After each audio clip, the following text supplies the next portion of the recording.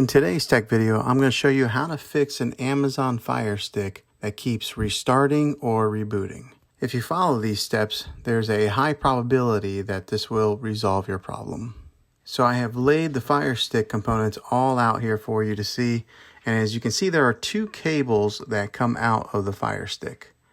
The one that we want to focus on is this one right here. If your Fire Stick is not getting enough power, it tends to restart or reboot. And there are two different ways that people get power to their Fire Sticks. Some people remove the power adapter from the cable and they are just plugging the USB portion into the back of their TV.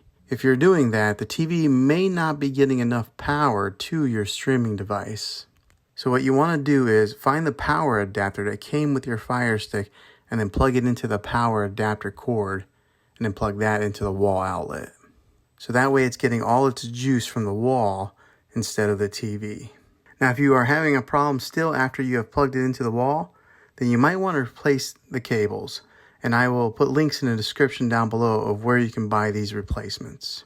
Now if you would like to try some different type of adapters that you might maybe have laying around the house, like maybe an iPhone adapter or some other smartphone adapter, you can try that and see if that fixes your problem.